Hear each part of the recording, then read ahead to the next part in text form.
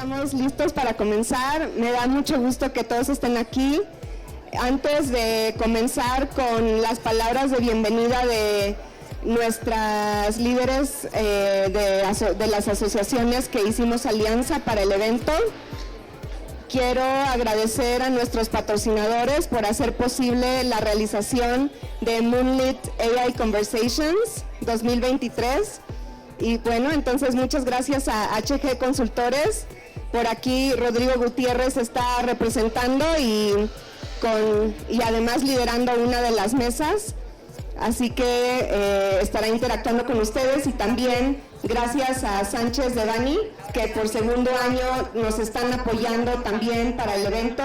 Muchas gracias. Por aquí Marisol González, y también a Cemex, que se nos une este año también como patrocinador, y es una empresa que también está apoyando muchísimo la equidad de género dentro de la empresa y la innovación tecnológica. Así que bueno, con esto, gracias, y le paso la palabra a Karina Ojeda de Mujeres Invirtiendo.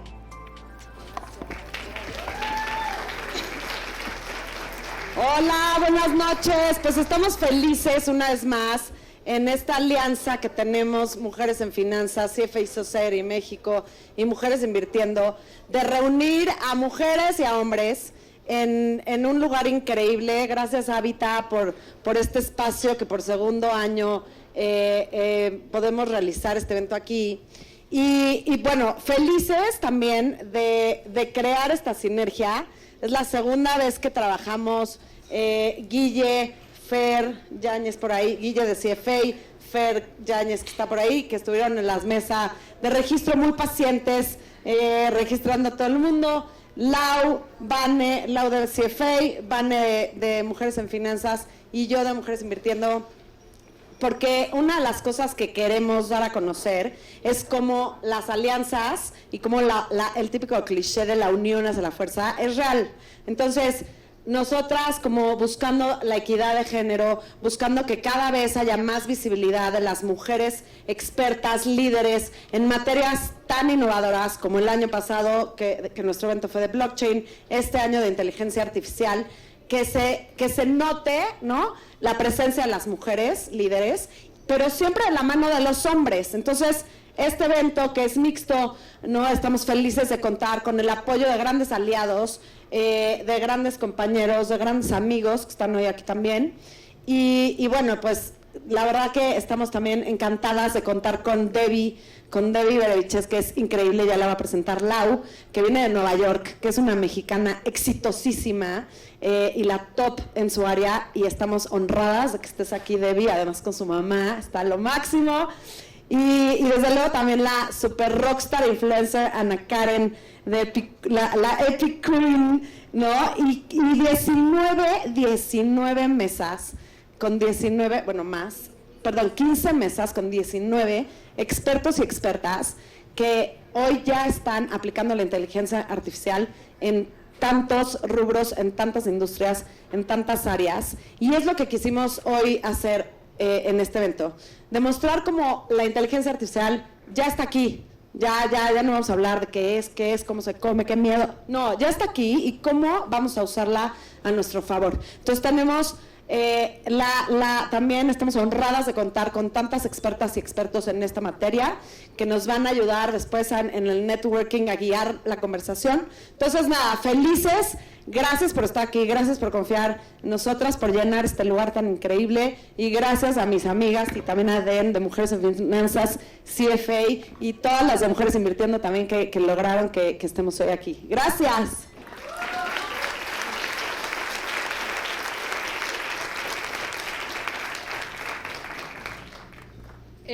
Hola, buenas noches todos, todas. Es emocionantísimo estar aquí. Definitivamente ustedes aquí hoy y este evento por segundo año consecutivo es la muestra clara de cómo definitivamente diversidad es innovación e innovación es diversidad. No hay otra manera de verlo. Y el formato de este evento nos encanta porque definitivamente estamos hablando de inteligencia artificial como un tema en el que inherentemente ya vamos juntos, en el que no hay segmentación, en el que llegamos a esa visión que ya decía Sheryl Sandberg de que en el futuro no va a haber mujeres líderes, sino solo líderes. Y el hecho de que podamos hablar de este tema de inteligencia artificial desde todas las perspectivas, más allá del sector financiero, más allá de un segmento en específico, el poder hablar de cómo beneficia a niños y niñas, de cómo beneficia temas de combate contra la violencia, definitivamente habla de todo ese potencial y de todo el potencial que tenemos nosotros y nosotras como líderes de hacer que esta inteligencia artificial sea una inteligencia artificial que cada vez tenga menos carga de sesgos y que cada vez reconozca más esas diferencias y más esos datos segmentados que debemos de tener para que sea algo que nazca inherentemente y que siga creciendo inherentemente en temas de diversidad y de equidad. Me encanta los líderes que tenemos, las líderes que tenemos el día de hoy. Muchas gracias por acompañarnos en este que seguro es el segundo de muchísimos eventos. Muchas gracias, Lau, muchas gracias, Karina. Ivane, sin ti esto no sale. Muchas gracias. Gracias a todos.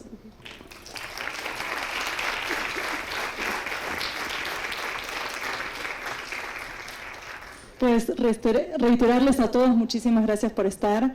Este evento lo hicimos con muchísimo esfuerzo y muchísimo empeño en lograr un evento en donde logremos explicar todos los usos de la inteligencia artificial, desde los que ya empezamos a explicar hasta los que ni se nos hubieran ocurrido, que forman parte de la opción que tuvieron dentro de las mesas de trabajo. Como introducción para este gran evento, estamos muy honradas de contar con Debbie Berbiches.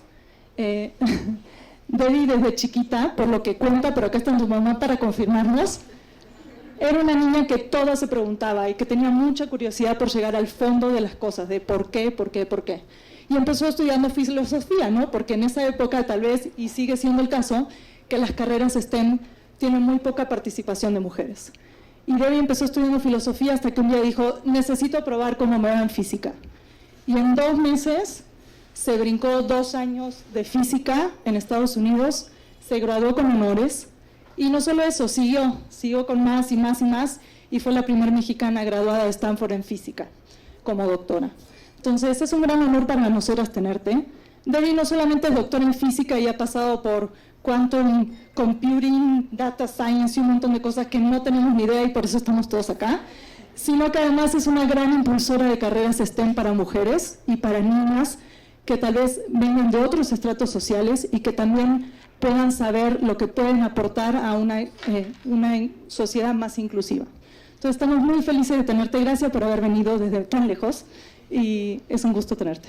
Después de la presentación de Debbie, vamos a tener una sesión como un fireside chat con Ana Karen Ramírez de Epic Queen para que le haga varias de las preguntas que nos gustaría hacerte a nosotros. Gracias.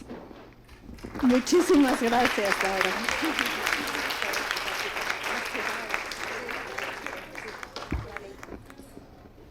Oigan, y también algo importante, va a haber oportunidad de Q&A, entonces cuando pasemos a la sesión del Fireside Chat de Debbie y Ana Karen, les vamos a pedir que los que quieren hacer preguntas para Debbie y Ana Karen se paren acá enfrente y les vamos a pasar el micrófono, ¿ok? Muchísimas gracias por esa súper presentación. Es para mí un honor estar aquí en mi país y ver a todos estos jóvenes curiosos y emocionados por lo que la tecnología está trayendo a nuestro mundo estos días. Yo preparé una plática, lo voy a tratar de hacer lo más dinámico posible, con energía, porque sé que es tarde y todos estamos tomando nuestro vinito y tal, así es que vamos a entrar luego en los detalles. Les voy a contar un poquito de quién soy yo para que por lo menos digan, bueno, ¿por qué ella nos está hablando de inteligencia artificial? Yo nací en la Ciudad de México y desde muy pequeña fui una niña muy curiosa y aprendí las 3 lecciones más importantes que me han llevado al éxito en STEM en la vida, que son curiosidad permanente, no importa cuánto sepas, siempre hay que cultivar la curiosidad, hay que preguntarse por qué, hay que usar el pensamiento crítico para ver qué es lo que nos están diciendo afuera, es cierto, no es cierto, hoy en día con los fake news, etcétera, ¿no? La curiosidad tiene que ser algo que se cultiva. Lo segundo es la perseverancia. Yo crecí en un ambiente que no alentaba a las mujeres a estudiar física, matemáticas, todo lo que a mí me gustaba, y creo que al final, cuando competí, tuve que competir con gente cuyos padres los habían empujado a estar en las olimpiadas de matemáticas y a ganar premios y a ser los mejores de su escuela desde pequeños.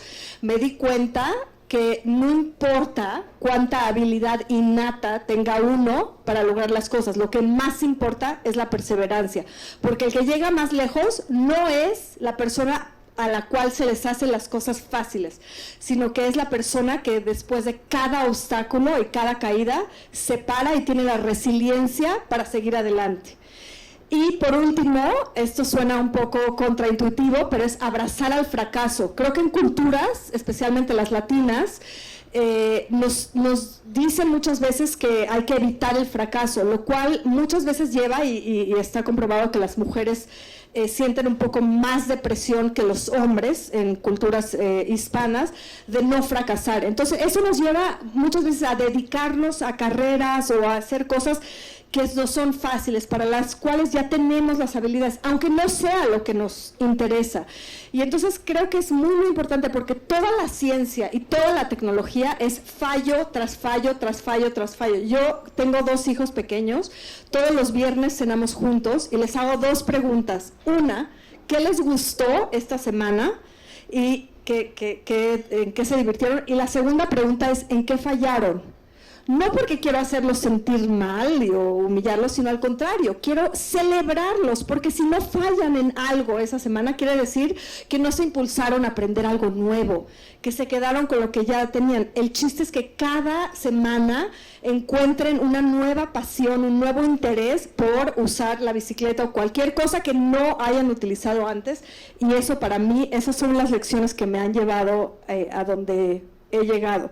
Desde muy pequeña yo vivía en un edificio no muy lejos de aquí, y me subía a la azotea. En la caja de Corn Pops del cereal venía un cartoncito, eran como los juegos que venían en los cereales, que tenía, lo cortabas y tal, y lo utilizabas ese cartón para ver las estrellas. Y te decía como las constelaciones, te orientaba, ¿no? Y a mí me encantaba, mi papá me enseñó de la constelación de Orión, el cinturón, y yo me acuerdo de sentir la brisa así en México, ¿no? Y en la noche oscura, no había tantos edificios con tantas luces, se podían ver un poco las estrellas, y yo me acuerdo de imaginarme y decir, wow, es que yo quiero conocer el universo, quiero realmente saber de qué está hecho todo, el porqué de las cosas. Perdón. Y entonces, mis padres y mis compañeros de escuela y demás me dijeron, olvídate, para estudiar física o matemáticas tienes que ser una genia, y tú claramente no lo eres. Además, siendo mujer, no, dedícate a una cosa mucho más fácil y tal. Conforme pasó el tiempo, yo comencé a descubrir figuras obscuras como la de Tycho Brahe, que vivió en el Renacimiento, un astrónomo muy famoso, que de hecho Kepler, del que sí escuchamos mucho, fue el discípulo de Tycho Brahe, y fui a su observatorio, que ahora queda en Suecia, y Tycho Brahe observó las estrellas con, como decimos, el ojo desnudo, with the naked eye, es decir, no tenían telescopios. Él creó sus propias herramientas, categorizó él solo 8,000 estrellas, pero era una persona un poco rara, venía de una familia de la nobleza y demás, y lo corrieron de Dinamarca, y en fin, entonces él se volvió mi héroe secreto. Entonces yo pensaba, bueno, a lo mejor, porque siempre me impulsaban pues a ser muy sociable y tal, y olvidarme de la ciencia, y yo decía, no, aunque yo acabe como Tycho Brahe, que en una pelea perdió su nariz y se la hizo él mismo de bronce, dije, a lo mejor, o sea, con que yo tenga mis observaciones científicas como mi compañía, no me importa si no voy a tener a nadie en la vida. Y se volvió como un héroe personal. Claro que no quería yo perder la nariz. y conocí, empecé a estudiar en la Universidad Iberoamericana porque mis maestros en la preparatoria me dijeron, olvídate con la física, algo muy similar es la filosofía. Te preguntas acerca de las cosas y tal, y es bastante más femenino, se vale, se puede. Entonces entré en la Ibero y estudié, y a los 2 años me di cuenta que el hambre, la sed que tenía yo del conocimiento y de llegar mucho más lejos, y de la curiosidad que tenía por las matemáticas y la física, no se iba a ir a ningún lado. Era una voz interna que gritaba y que me impulsaba. Entonces solicité admisión a universidades americanas, y en ese entonces era muy difícil porque claro que cuestan unas 8 veces lo que costaba una universidad privada como la Iberoamericana en México. Entonces sabía que mis padres no podrían pagar eso.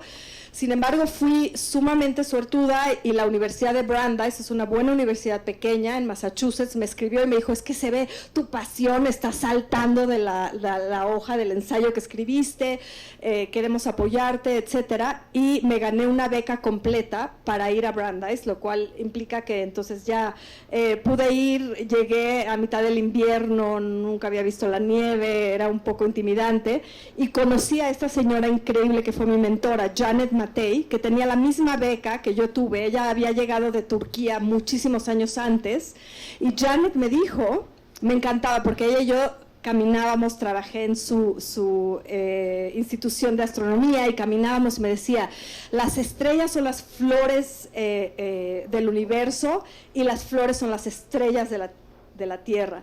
Y en fin, me impulsaba muchísimo, pero Janet me dijo, tú porque te gusta la física y por lo que estás haciendo, tienes que ser un ejemplo, tienes una gran responsabilidad con el mundo. Y así fue como surgió mi misión en la vida.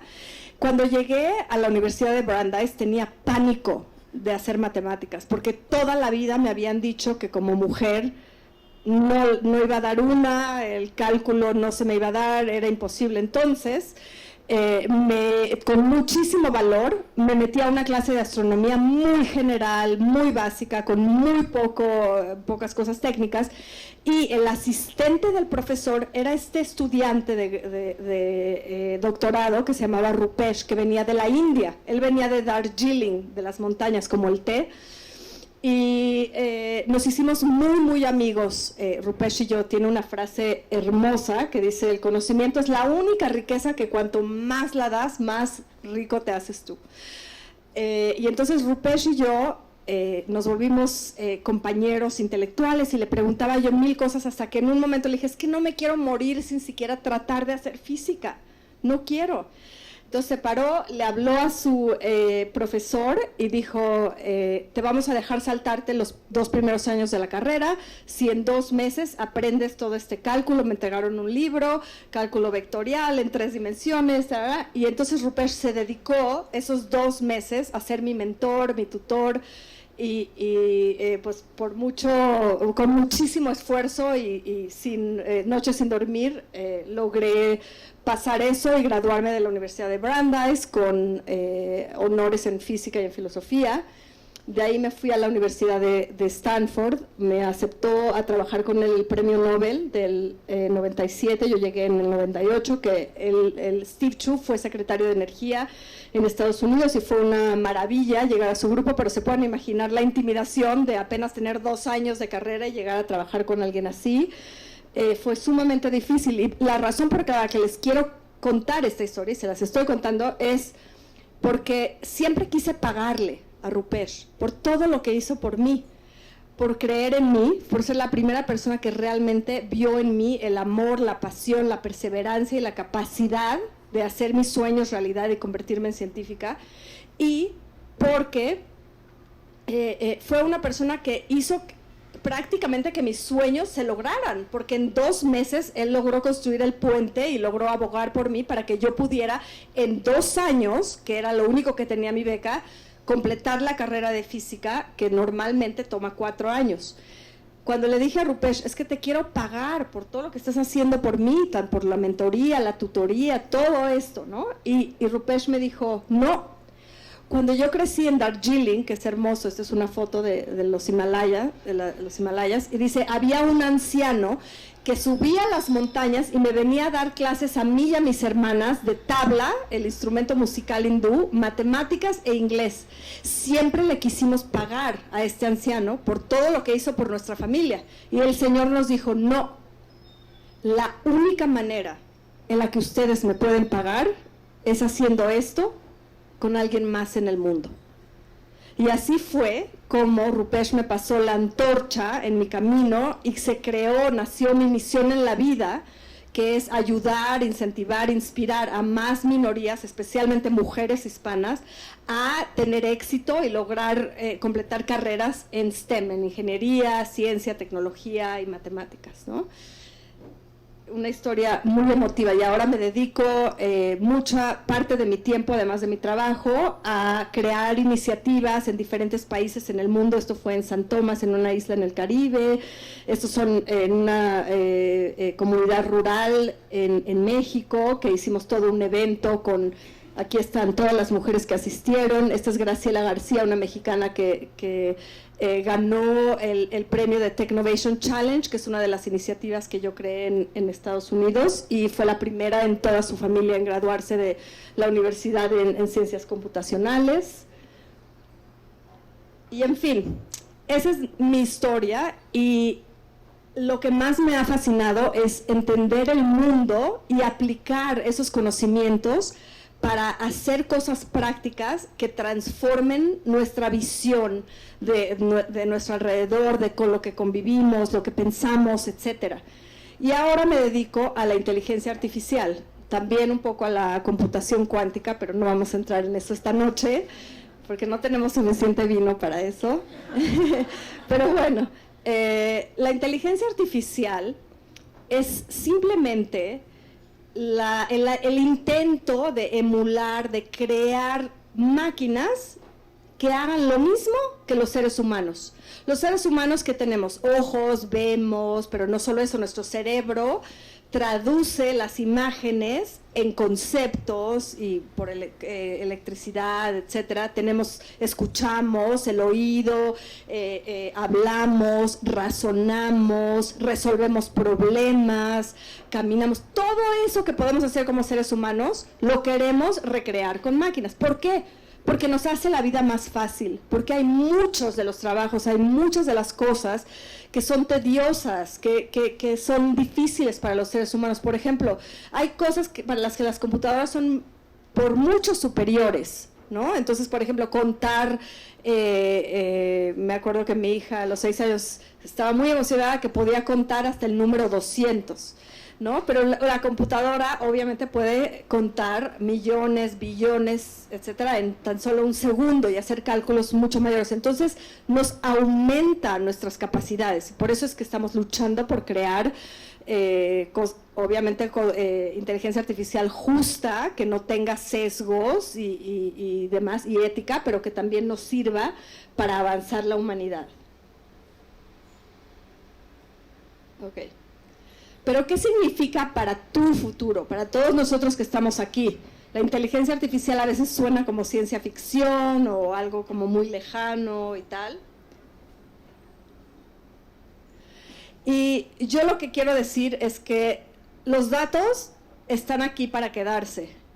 Yo soy de la idea de que todas las compañías van a ser una compañía de inteligencia artificial en los próximos 5 a 10 años. Todos los datos nos dan la digitalización del comportamiento, nos dan una ventana a saber el porqué de las cosas, nos dan evidencia de todas nuestras hipótesis. Tú quieres tomar decisiones nada más porque tu estómago te dice una cosa u otra, o quieres tomar decisiones porque tienes los datos que te dicen. La evidencia es que esta comunidad que son tus clientes quieren que le agregues este nuevo feature a la aplicación, o porque esta comunidad quiere que votes por estas políticas públicas, etcétera, ¿no?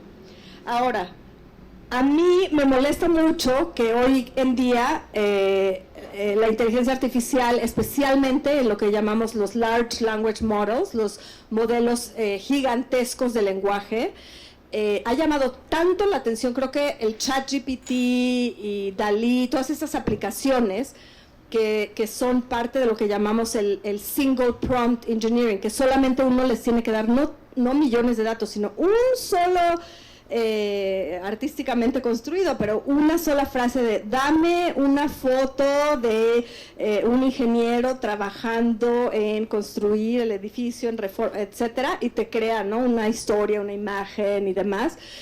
Estas tecnologías han llamado muchísimo la atención porque creo que afectan a la mayoría de la gente que tenemos trabajos con el lenguaje, ¿no? Pero hay muchísimo más que esa inteligencia artificial que está por venir. La inteligencia artificial no es nada nuevo. Surgió en 1950 y ha pasado por lo que le llamamos los inviernos, que se quitó toda la inversión, y ahorita hay muchísima inversión, pero yo la clasifico en cuatro. Bueno, o sea, hay clasificaciones por las fases temporales en las que va la inteligencia artificial, cómo va avanzando, pero a mí me gusta clasificarla por su funcionalidad. La primera es la inteligencia artificial estrecha o débil. Esa es la mayoría de las cosas que estamos viendo. Los mapas de Google que están tomando en tiempo real información de tráfico y dándolas de una manera sin fricción. Casi ni nos damos cuenta que hay inteligencia artificial detrás del mapa que me está diciendo por dónde irme, por dónde hay menos tráfico, etcétera, ¿no? Y además es intuitivo. Sabemos que el rojo, nadie nos tuvo que explicar que el rojo significa que hay mucho tráfico y el verde significa que... No, se han hecho aplicaciones tan intuitivas que ni nos damos cuenta. Siri, Alexa, todos estos asistentes, ¿no?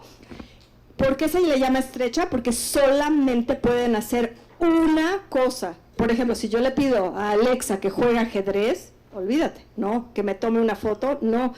Alexa solamente es una base de datos que sabe hacer una búsqueda en Google. Hoy en día no guarda memoria, nada. Es la inteligencia estrecha. La mayoría de las aplicaciones que tenemos trabaja así.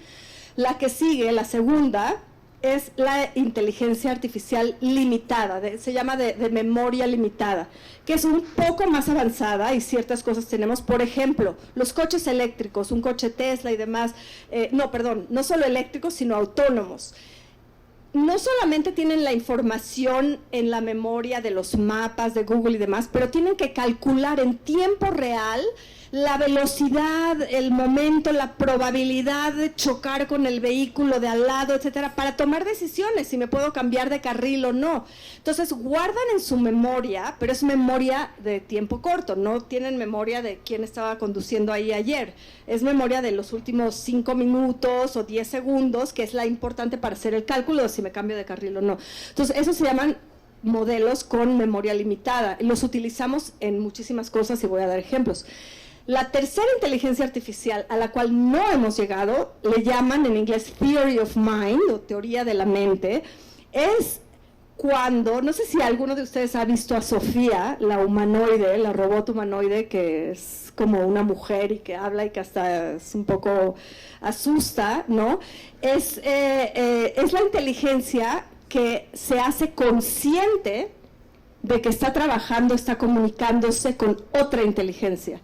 Hoy en día Alexa no me reconoce como una persona que razona, pero la inteligencia de Theory of Mind, la artificial, ya se reconoce, entonces sabe que está razonando, se cree que se van a poder modelar mucho más fácilmente los sentimientos, cosas que exclusivamente consideramos humanas, como las emociones, la creatividad, la empatía, etcétera, las bromas, el humor, se cree que se van a poder ir modelando y entendiendo a más profundidad para poder crear este razonamiento con las máquinas. Y la última inteligencia es la supraconsciente, o lo que le llaman la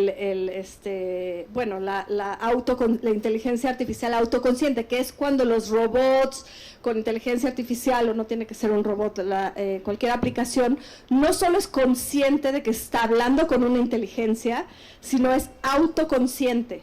Y entonces ahí vienen todos los dilemas de, oye, le vamos a dar oportunidades de votar a las inteligencias artificiales, y ahí vienen las leyes de Isaac Asimov, que escribió en el 49, imagínense hace cuánto, y él era un genio que tuvo la visión, y dice, ahí es cuando la gente está preocupada, ¿no? Porque ¿qué va a hacer la inteligencia artificial? Como ley programada va a estar que nunca le haga daño a un humano.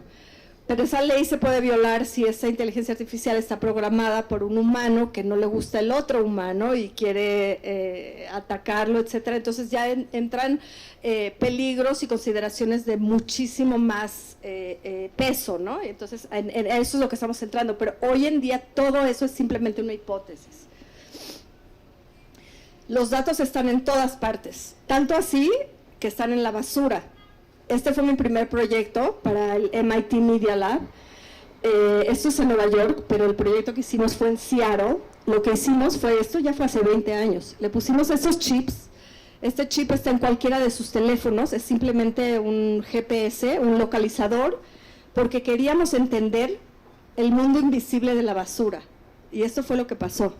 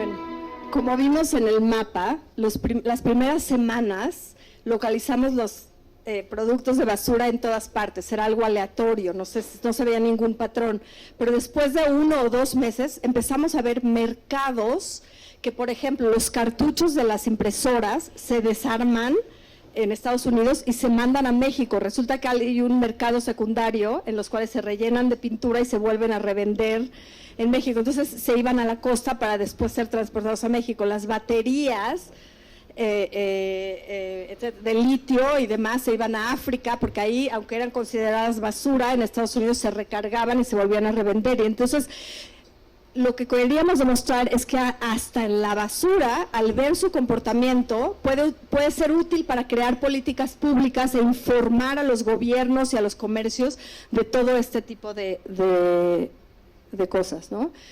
Yo tengo una compañía en la cual doy consultorías a las compañías a cómo transformarse digitalmente y cómo utilizar la inteligencia artificial. Y mi conclusión es que hay 3 maneras de usarla. Y aquí todos ustedes que tienen sus propias compañías o en donde trabajen pueden comenzar a pensar, ¿no? ¿Cómo puedo yo aplicar la inteligencia artificial? Primero es, tengo los suficientes datos para crear un nuevo producto. Y ahorita les voy a dar un ejemplo. Segundo, es cómo hago que mi compañía funcione mejor, hacer las cosas más rápido, menos esfuerzo humano, las cosas tediosas que me las haga la máquina. Y tercero, cómo puedo mejorar las relaciones con mis clientes, cómo puedo hacer que no abandonen mi marca, cómo puedo medir cómo están reaccionando a mis nuevos productos, cambios, etcétera. El primer ejemplo me encanta. La compañía Rolls-Royce es una compañía que todos conocemos porque construía motores. Era una compañía de hardware, de máquinas enormes. Pues ya no lo es.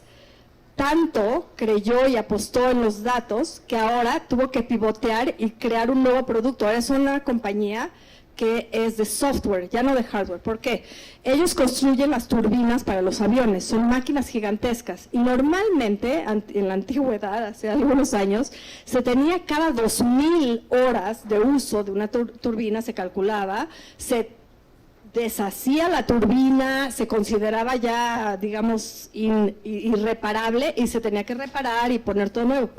Ahora, ¿qué pasó? Que General Electric trajo a colación unos sensores que son tan pequeños que son como una 10ª parte del cabello humano, que un cabello humano han de ser como 150 micrones, o sea, es muy pequeño, se necesita un microscopio, pero se ponen estos sensores en las turbinas que mandan constantes señales Y entonces lo que hacen es que tienen un software que constantemente está recibiendo las señales para poder predecir problemas con tensión alta en el material, presión, temperatura, cambios en temperatura, y no solo predecir, sino saber cuándo se necesita reparar esto. Y lo que venden ahora es el software, el producto, las horas de manejo de estas turbinas. Cambiaron su modelo de negocios por completo.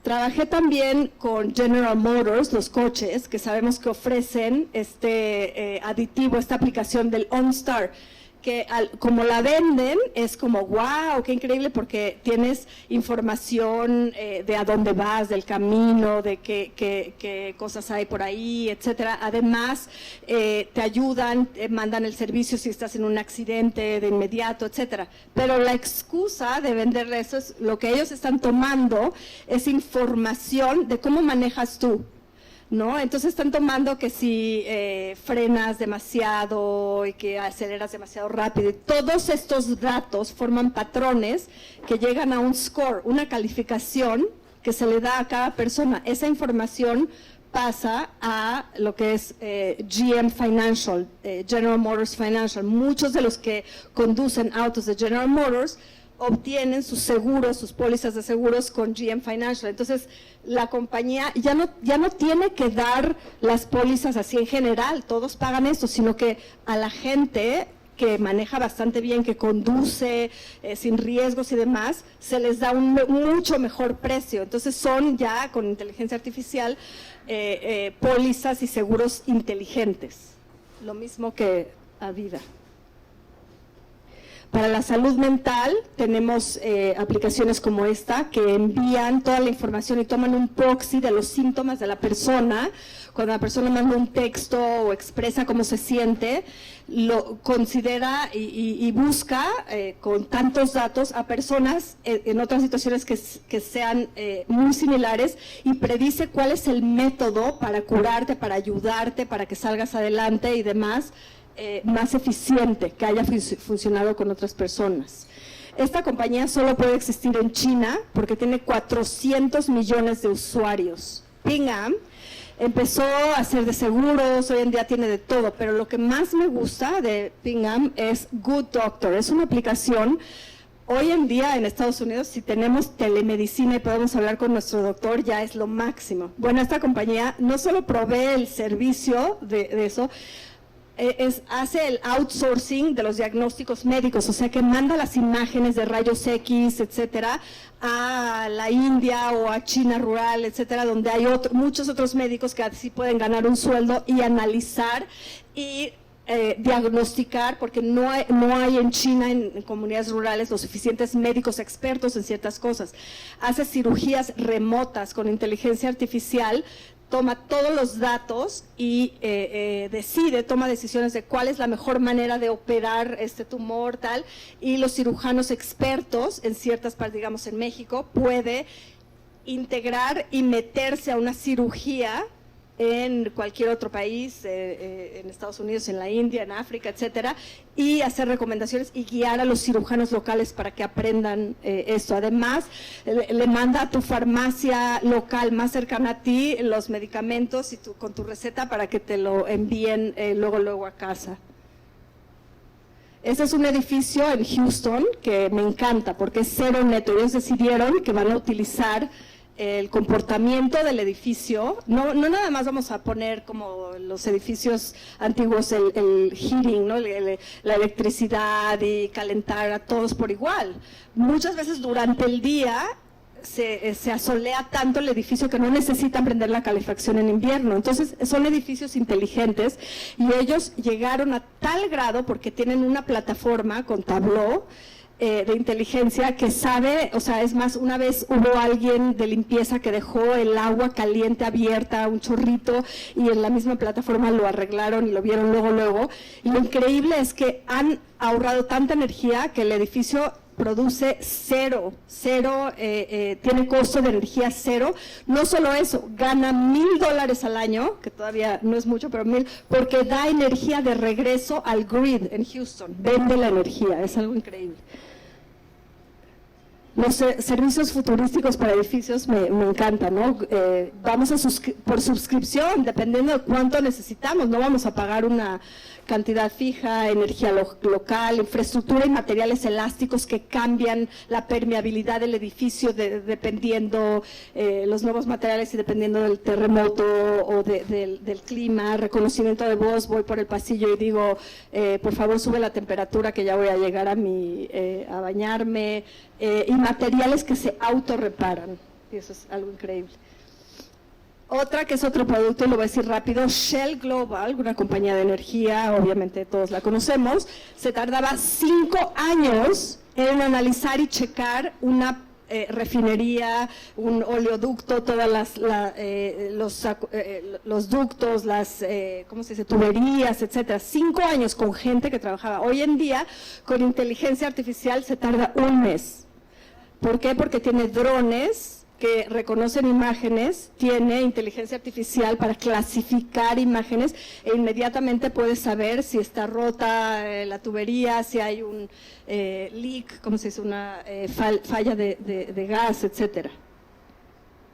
Ahora, el problema es que tenemos muchísimos datos, una abundancia enorme, pero no siempre tenemos claro cómo crear valor para nosotros y para los demás con esos datos.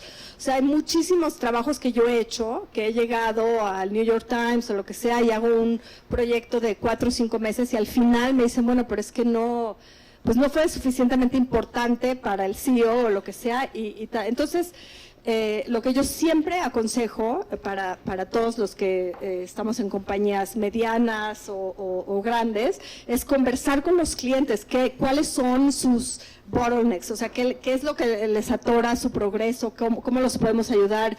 Siempre enfocarse en historias de éxito, de cómo la inteligencia artificial ha transformado negocios y demás. Siempre cuidar muchísimo de la privacidad y la seguridad y hacer que las cosas sean éticas, especialmente como hispanos. Acabo de dar una plática de todos los sesgos de cuando los hispanos en Estados Unidos llaman a las aerolíneas y no reconocen el acento en inglés de la gente que habla español, ¿no? Como lengua materna, y de cómo eso sesga y tal, y como necesitamos muchos más mexicanos y latinos trabajando en todas estas cosas para que se cree la diversidad necesaria para atender a nuestro público y a nuestra gente. A veces todo está en los detalles. Por ejemplo, en innovación, esta compañía está utilizando inteligencia artificial para descubrir nuevos materiales, como este cemento que absorbe, no solo ayuda para la construcción, sino que absorbe dióxido de carbono de la atmósfera para ayudarnos a controlar el cambio climático. Tenemos calles inteligentes, Avenue, no solo los coches inteligentes. Son coches, camiones, etcétera, que ya están en San Francisco y en Palo Alto, que se comunican con las estaciones y con otros coches, mucho más eficientes, con mucho menos atoros de tránsito y demás, que se comunican con otros vehículos. También otra de mis aplicaciones favoritas es el terzo milenio. Se unieron el MIT con Lamborghini y este es un coche que la parte de inteligencia artificial es en el algoritmo que se utiliza para el crash testing, ¿no? Cuando los coches sacan un nuevo modelo, es dificilísimo hacer los modelos, toma muchísimas horas para ver que cuando choca un coche, cómo puedes obviamente salvar las vidas de las personas adentro y demás. Este tiene nanotubos de carbono, que es un material a nivel microscópico, obviamente, que se autorrepara. Es decir, si hay un abollamiento después de un accidente, los nanotubos comienzan a cambiar su temperatura, se empiezan a expander, tal, y no solamente reparan el abollamiento, sino la pintura, y queda el auto como nuevo. Es algo realmente increíble. Trabajé con BMW en Alemania. Aquí utilizamos no solamente la inteligencia artificial, sino la computación cuántica para crear nuevas baterías. Las baterías eléctricas que no solo electrifican los coches, sino que electrifican toda nuestra economía, las casas, los negocios, etcétera. Son muy primitivas, o sea, solamente usan un solo material, y ahora estamos buscando diferentes materiales para que los coches puedan ser mucho más eficientes. Y ya al final nada más les quería mostrar dos gráficas que estaba muy orgullosa yo porque son mis colegas y llegaron al Museum of Modern Art en Nueva York. O sea, la inteligencia artificial no solamente es increíble y sumamente útil, sino que también es bella. Estos son los patrones de las aerolíneas, me parece que es el estado de California o algo, y fue una obra de arte. Estos son simplemente datos, no tienen nada creado a nivel artístico. Y luego esta también me encanta, que son las llamadas que se hacen en el mundo, es la respiración, digamos, del planeta, que se hacen en New Year's Eve, el 31 de diciembre, ¿no? Entonces ves cómo va pasando a la hora que es Año Nuevo ahí, y son las llamadas a felicitar a todos sus familiares y cómo va cambiando todo esto, ¿no? Increíble.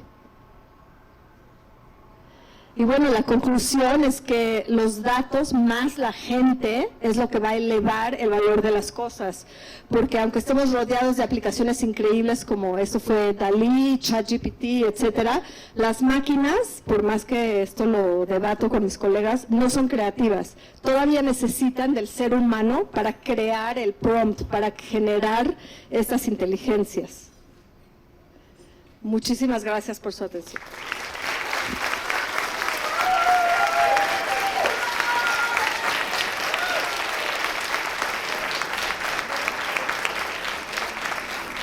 Bueno, lo hicimos a una velocidad rapidísima, pero es porque quiero dejar tiempo para que Ana Karen... mira que... Hola. Hola, ¿cómo están? Mucho gusto. Después de esta introducción ya no te puedo preguntar nada porque ya me contestaste todas mis preguntas. Me presento, soy Ana Karen Ramírez, soy fundadora y directora de una organización llamada Epic Queen. En Epic Queen lo que buscamos es cerrar la brecha de género en las STEM, en la ciencia, tecnología, ingeniería y matemáticas. Nuestro objetivo es traer a más mujeres, así como Debbie, a que inspiren a otras mujeres, sobre todo niñas. Trabajo con niñas, y algo que me gusta mucho ver aquí es que, y ahorita llego con tu pregunta, es que hay muchas mujeres, pero también hay mucha diversidad. Y yo sí creo que el futuro del mundo está en la diversidad, sobre todo porque si no creamos proyectos, productos tecnológicos e inteligencia artificial diversa, pues de nuevo vamos a estar replicando el mundo que no nos gustó tanto, ¿no? El mundo del pasado. Y aquí va mi primera pregunta, querida Debbie. ¿Cómo podemos comenzar nosotros desde las empresas que están, cada uno, pues son diferentes industrias, a evitar esos sesgos, o cómo podemos tratar de no seguirlos, ¿no? Gracias por la pregunta, y tú bien lo dijiste, Ana Karen. Todos los algoritmos que existen hoy en día trabajan con datos históricos, es decir, van a repetir las decisiones del pasado. Por ejemplo, Compass es un algoritmo muy famoso en Estados Unidos que predice la recidividad, perdón, no sé si se diga así en español, pero de la gente que está en la cárcel.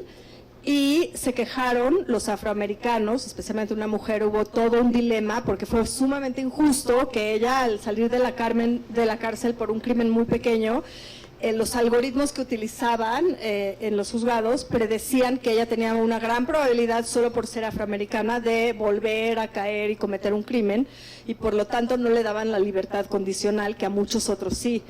Entonces, si queremos repetir ese mundo con sesgos, con juicios y demás, los algoritmos, pues simplemente tenemos a los mismos, generalmente hombres blancos de cierta edad, creando esos algoritmos y poniéndolos afuera, ¿no? Entonces, generando estas oportunidades y esta diversidad que las compañías se mueren de sed por latinos, hispanos, por todo tipo de diversidad.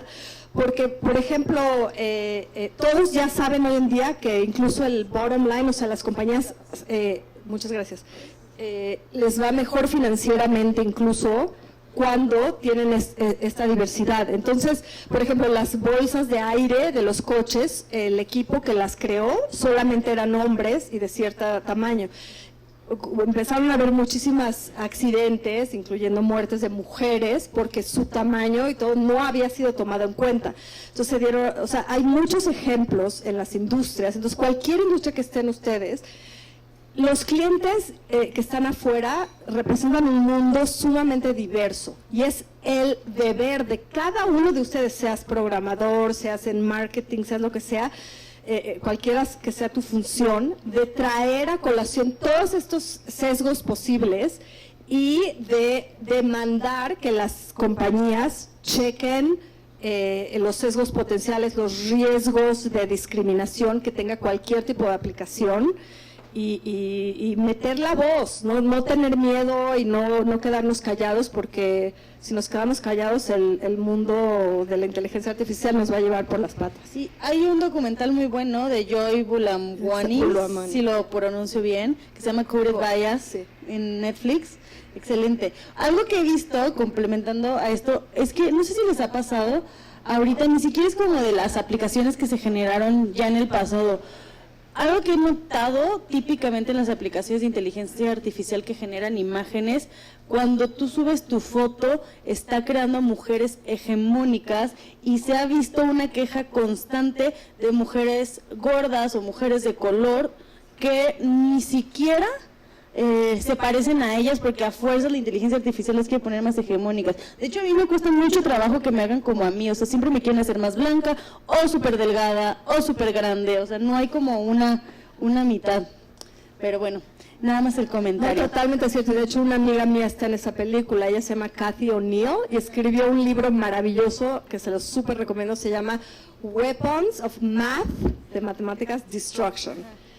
Y ella es excelente, ella se dedica a eso, a descubrir todos los sesgos en los algoritmos legales, de préstamos de banco, etcétera.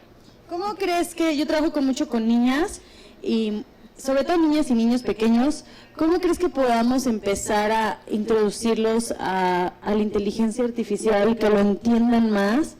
Y también la segunda pregunta de esta parte, ¿hacia dónde va la computación? Digo, esa es otra pregunta, pero me gustaría que también la tocáramos, y hacia la computación cuántica y cómo entenderla. Sí. Esas son dos preguntas bastante. Bueno, la primera, de los niños es, por favor, no les inculquen a los niños miedo a las nuevas tecnologías. Curiosidad, no miedo. Es súper importante. La segunda cosa que hay que hacer con los niños y los jóvenes es nunca hacer la tarea por ellos. Yo veo muchas madres que los niños llegan con preguntas semi de ciencia, ¿no? Oye, ¿por qué el cielo es azul? ¿Por qué el queso se derrite en lugar de volverse líquido? Yo qué sé. No hay que buscarlo en Google o decirle, ay, que tu papá te diga o lo que sea. El chiste es lo que decía Feynman, un físico muy famoso, the pleasure of finding things out, ¿no? El placer de descubrir el mundo. A ver, pensemos por qué. A lo mejor vamos a hacer errores, ¿no? O sea, ¿por qué es el cielo azul? Ah, pues, ¿qué reflejará? ¿Y qué es lo que, cómo ven mis ojos? Y qué, ¿no? Y la lluvia, etcétera. Todo ese análisis, ese goce, hay que emularlo y hay que ser ejemplos para los niños jóvenes. Creo que eso, y lo que dije al principio de failure, ¿no? De abrazar el fracaso, porque la inteligencia artificial, y si te vas a dedicar a eso, tienes que tener mucha resiliencia. La mayoría de mis algoritmos han fallado, han tenido sesgos, no funcionan, todo el tiempo. Y los que llegan a funcionar y los que llegan a realmente generar no solo dinero, sino muchísimos resultados buenos, son los que la gente ha trabajado en ellos y se para y dice, ok, vamos a cambiar esto, etcétera, ¿no? Yo siempre digo que algo súper bonito de las STEM es que te ayudan a aprender de la resiliencia, ¿no? Exacto. Y la resiliencia al fracaso, porque si estás programando, ¿quién es programador? ¿Quién es programador o programadora de aquí?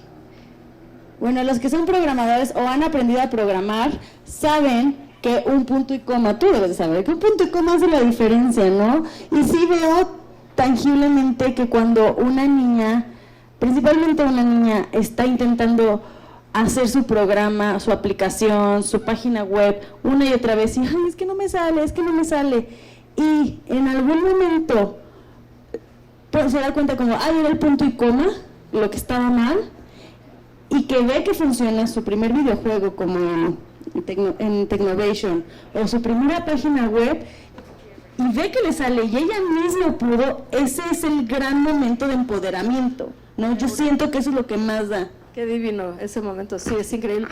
Hay una psicóloga de Stanford que se llama Carol Dweck, que escribió, ya es muy mayor, escribió un libro que se llama Mindset, no sé cómo se tradujo al español, es muy famoso el libro y dice que hay el fixed mindset y el, ¿cómo se llama? El pensamiento. El pensamiento fijo y el pensamiento de crecimiento, ¿no? Ajá. Y que el pensamiento fijo es, naciste con una inteligencia determinada, limitada, o eres buena para eso o no eres buena, no puedes crecer, no hay flexibilidad, no tomes riesgos, que generalmente es un pensamiento con el cual se indoctrina mucho a las mujeres. En cambio, el pensamiento de crecimiento es, tu inteligencia no es fija, tienes un poder de crecimiento, tu cerebro es maleable, toma riesgos, y eso que muchas veces se le educa así a los niños, ¿no? Y entonces toman por ende más riesgos y demás. Entonces me gusta mucho a mí cuando hago mentorías, como explicar eso y decir, bueno, hay que generar la flexibilidad y la resiliencia en mujeres para creer. Digo, si yo lo pude lograr cuando me decían que en mi vida iba a lograr, lo puede lograr cualquiera, ¿no? El chiste es creer en nuestras capacidades a tope. Me recuerda la frase de Reshma Saujani en el libro del Valientes, que dice como tu vida se expande o se contrae en proporción de tu propia valentía, que justamente es con el tema del pensamiento fijo o el pensamiento de crecimiento. Exacto. Y la segunda parte es, ¿cómo entendemos la computación cuántica? Bueno, así rápido, en un minuto, ok. Las computadoras normales trabajan con bits. Los bits son unos y ceros, ¿no? Como en la película de Matrix. 1 quiere decir pasa electricidad, 0 quiere decir no pasa electricidad en unos transistores. La computadora cuántica accesa el mundo cuántico, son las partículas muy muy pequeñas, como ya ni siquiera el átomo, sino un electrón, etcétera. Estos electrones, o también un superconducting, ahora no les llamamos bits, se llaman qubits por quantum. No solamente pueden tener un estado de sí y no, del switch on and off, sino que tienen acceso a muchísimos estados. ¿Por qué? Porque imagínense que en cuántica tienen dos botes de pintura, amarillo y azul. No solamente tienen acceso al amarillo y al azul, sino a todas las posibles infinitas combinaciones de un poquito de amarillo con mucho azul y un poquito de azul con mucho amarillo, etcétera. Todo eso. Entonces, eso aumenta la capacidad de cálculo de las computadoras inmensamente. Ahora, son un dolor de cabeza para crear, ¿no? Son realmente, estamos en una fase en pañales. ¿Y por qué lo estamos luchando? Porque hay cálculos muy importantes en el mundo que no se pueden hacer con las computadoras clásicas. Nunca va a reemplazar las laptops, nunca van a haber videos en computadoras cuánticas, no. Pero sí van a ser, por ejemplo, yo lo que he trabajado es climate change, el cambio climático, ¿no? O sea, son cálculos enormes. Nuevos materiales. Tengo una compañía Shiru que usamos aceleradores para crear diferentes alimentos que tengan ciertas características. Oye, que sean todos basados en plantas, pero que las características sean, que tenga este tipo de crunch y este sabor y este springiness y todas esas cualidades físicas, ¿no? Las rutas, la optimización hoy en día para las aerolíneas, para FedEx, etcétera, les damos una solución de cómo llegar y entregar todos estos paquetes o visitar todos estos países de la manera más eficiente.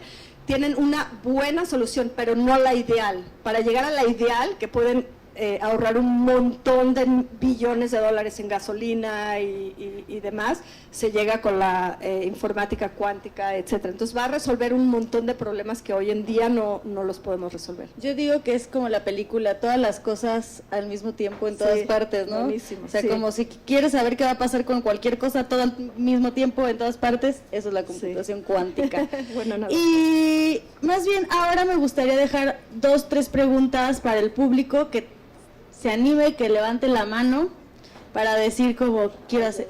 Muy bien, excelente. ¿Qué pasa de frente? Ven.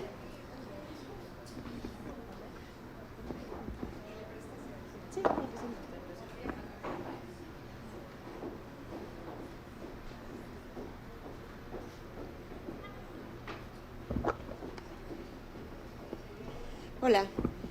Hola, Debbie. Primero que nada, muchísimas gracias. Me inspiraste muchísimo. Yo soy Joana, soy psicóloga, trabajo en un chatbot de salud mental. Recientemente estamos implementando inteligencia artificial y trabajamos con single prompt, o sea, ahora mi trabajo es hacer los prompts. Y como buena psicóloga, es una pregunta muy personal. Me gustaría saber si tú te consideras optimista en un mundo que ya tiene inteligencia artificial, o sea, de aquí a 10 años, con todos los trabajos que se van a reemplazar y con muchos trabajos nuevos que van a surgir. Tú personalmente, porque bueno, yo no tengo datos, pero yo vivo en un mundo de caramelo, en donde me imagino que pues todo va a estar increíble, ¿no? Pero quiero saber, tú como una persona con mente matemática, ¿cómo te imaginas tú que se va a ver el mundo en 10 años? ¿Qué tipo de trabajos? O sea, ¿o qué van a hacer las personas? ¿Qué vamos a hacer? Esa es mi pregunta. Joana, mil gracias. A ver, les hago una pregunta. ¿Quién de ustedes se podría enamorar de una inteligencia artificial? Levanten la mano. ¡Wow! Muy poquitos. A ver, ¿quién de ustedes dejaría el cuidado de sus papás, digamos, cuando ya estén mayores de edad, a una inteligencia artificial? Y la última pregunta, sabiendo que hace menos errores la inteligencia artificial que los errores humanos, ¿quién se metería a hacer una cirugía con la decisión de una inteligencia artificial que ha recomendado esa cirugía? Bueno, pues yo, como ves con estas preguntas, estoy con la mayoría. Soy sumamente optimista de la tecnología. Me encanta, creo que el progreso humano es sumamente interesante, me da mucha curiosidad, quisiera vivir 200 años más para ver lo que va a pasar y demás, pero claro que soy, como dicen los americanos, cautiously optimistic, ¿no? O sea, como con cautela, porque sí estoy consciente, especialmente en estos días, de lo terrible que pueden ser los humanos unos con otros, ¿no? Y no quiero que las máquinas repitan esas cosas terribles como la guerra, la pobreza, etcétera, ¿no? Entonces hay que tener muchísimo cuidado y soy abogo muy fuerte por la regulación dentro de la tecnología. Muchas gracias. Gracias a ti. Gracias. Qué buena pregunta. Sí. ¿Quién se considera optimista? A ver, levanten la mano. ¿Y quién se considera pesimista? Ahorita nos cuentan por qué. Hay una pregunta. Vas. Gracias, Deb. Yo quiero hacer double down a la pregunta de Joana. Y mi nombre es Joan. Hola, tocaya. Toda mi vida, mi gasolina ha sido inventar algo que nadie ha inventado. O crear algo que nadie ha creado, o descubrir algo que nadie ha descubierto, y mi carrera también va por esas rutas. Ahora tengo un hijo de 2 años, y claro, él puede decidir dedicarse al ajedrez, por ejemplo, que es una cosa que hace muchos años que las computadoras ya nos ganaron, y a pesar de eso hay gente que sigue jugando ajedrez. Pero yo pienso, si su gasolina es como la mía, que pues inventar algo, crear algo nuevo, va a tener una vida inmensamente infeliz. Porque sí creo que va a entrar a la universidad y le van a decir, ¿qué quieres estudiar? Y va a decir, bueno, ¿dónde puedo hacer cosas? ¿Dónde puedo?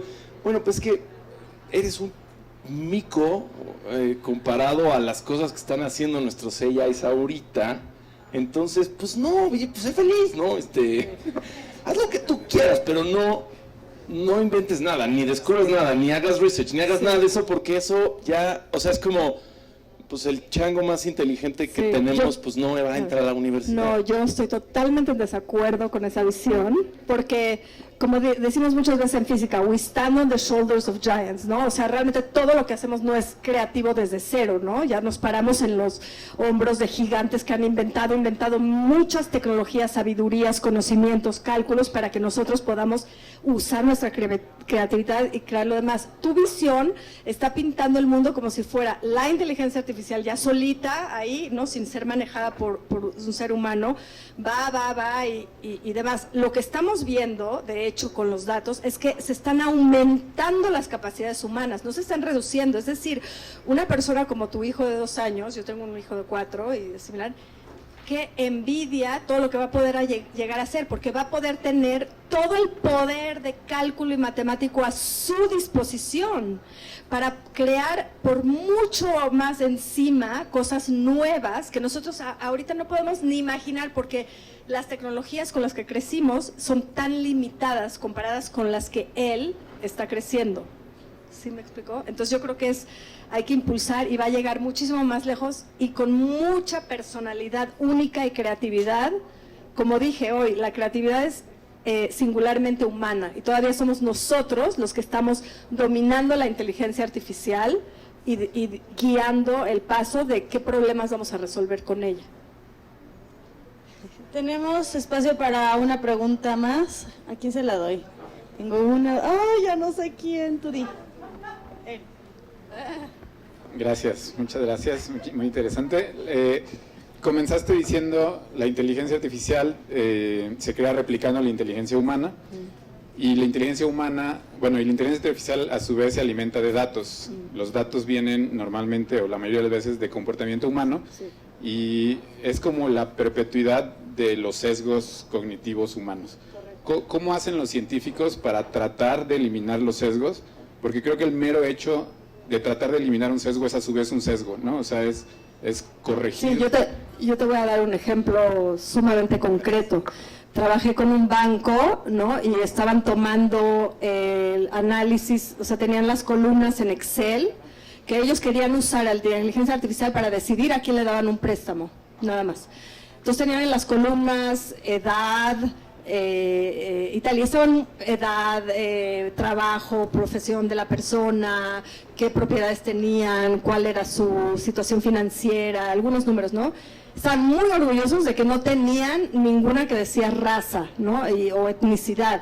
Entonces, mira, nosotros tenemos un algoritmo fantástico porque no tiene ningún sesgo.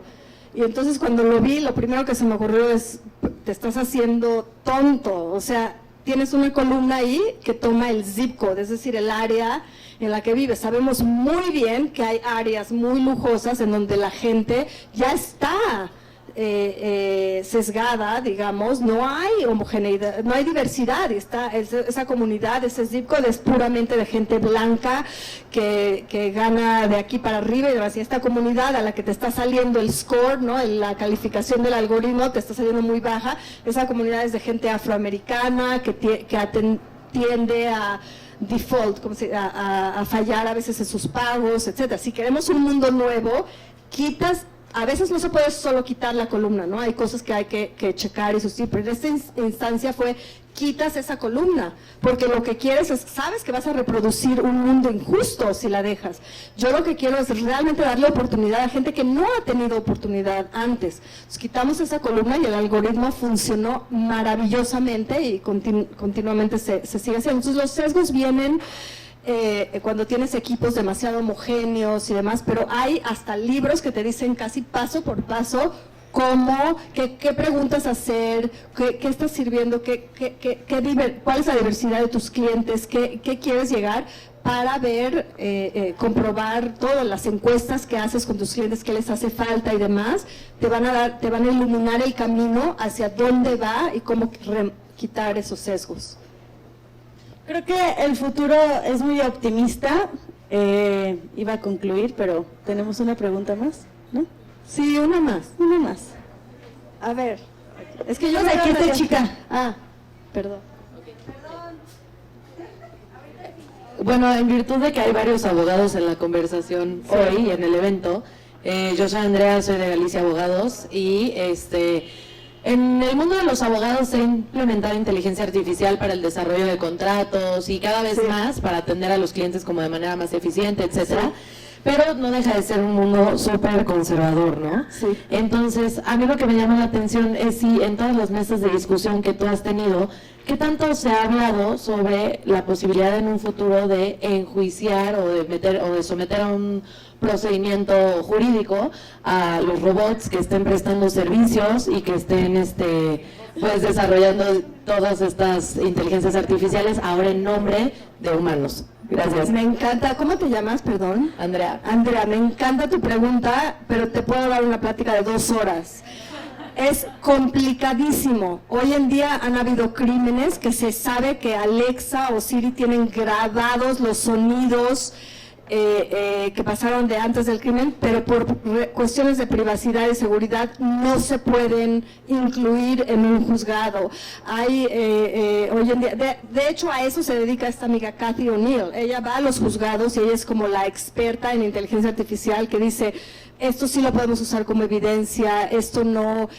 Conforme hay compañías enteras que se dedican a ver las leyes éticas y legales que van a tener esos humanoides, estas inteligencias artificiales. Oye, van a querer votar, van a querer tener derechos a ciudadanos, van a querer tener derecho a juicio, etcétera. ¿Cómo los vamos a tratar? ¿Y qué va a suceder? Es una área enorme, increíble. Ojalá que alguien como tú, que tienes curiosidad, pueda dedicarse a eso y decirnos cómo va a funcionar. Ahí está una profesión del futuro, Sí, ¿no?